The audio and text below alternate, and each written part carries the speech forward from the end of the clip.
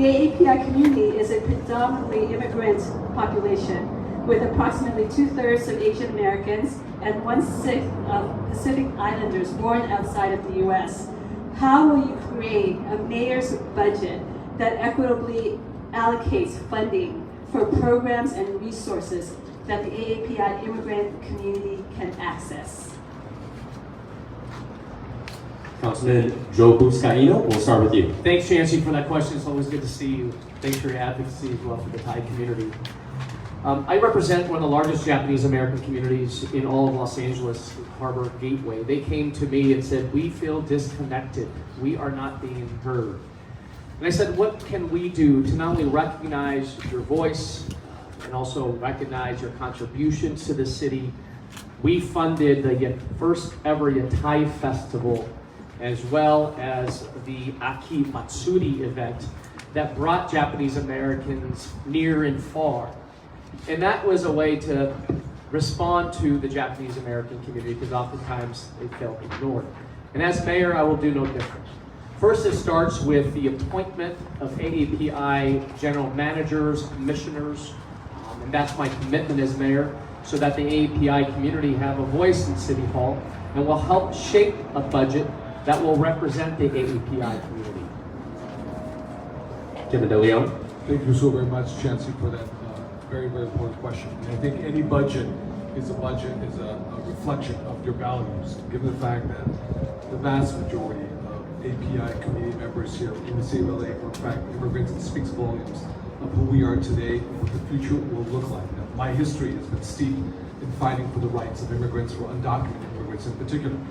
From being the author of the sanctuary state, making California the first and largest state in the nation to declare ourselves a sanctuary state, to negotiating and landing a deal for driver's license bill. Now, more than 2 million people who have a right to drive in the state of California because they have now a driver's license. Fighting for the rights of immigrants has always been my passion. That's why I kept my team politically. And any budget should always be a reflection. And that means also political representation.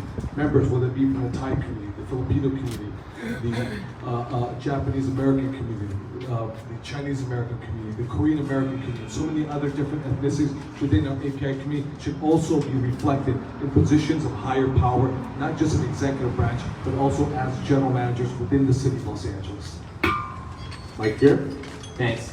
Thanks, Chancellor. Good to see you. Our touchstone in any budget needs to be equity right now in a city that is not equitable.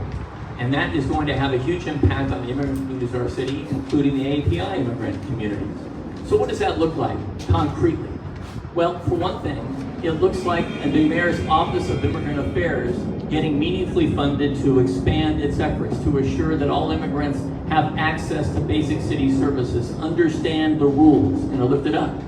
It means since most of the immigrants in our community are aspiring to own small businesses, it means having an opportunity in my administration to have a top deputy that focuses exclusively on small business, and having that person be culturally competent enough to be able to have specific programs that reach out to immigrant communities. I'm talking about microloans, for example, to help businesses establish a foothold in our community in the first place. I'm also talking about other aspects of life besides economic development. There are housing issues that are incredibly important to immigrants, especially members of the API community. I mentioned what it's like for the members, the residents of Cafe Manor, have to struggle without an elevator and how we had to stand up for them. Thank you, Mike here. Thank you. Thank you. Gina Viola. Well, that's the cornerstone of my campaign, is to adopt the People's Budget Los Angeles.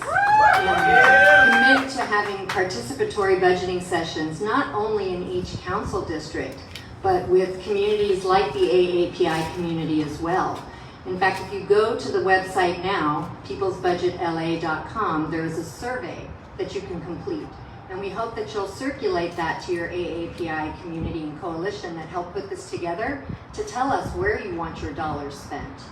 The cornerstone of what we're working towards is divestment from law enforcement as a solution to all of our social problems.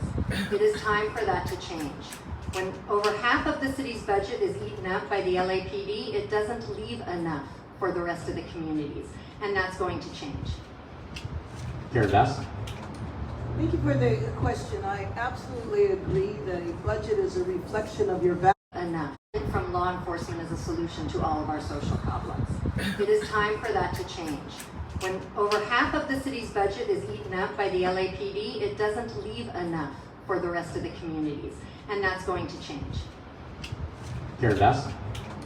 Thank you for the question. I absolutely agree that a budget is a reflection of your values, and if you believe in equity, if you believe in democracy, to me, you want the people to participate in developing what the budget will be, what the budget priorities will be. And so I would go to the AAPI community and say, what is it that is needed out of the city? We do have the Office of Immigrant Affairs, but I think that office could really be developed, really be expanded. We also have the Office of Racial Equity. And I think that equity and inclusion needs to be infused through every single thing that happens within the city. One of the things that I discovered a few years ago is that there isn't a mechanism in the city right now to actually seek out funds. And I found that LA City leaves millions of dollars on the table. So if there is not enough money in the budget, I would seek outside money, whether it's federal, state, private, philanthropy, whatever. The budget reflects your values. If you don't have the money, you gotta find it.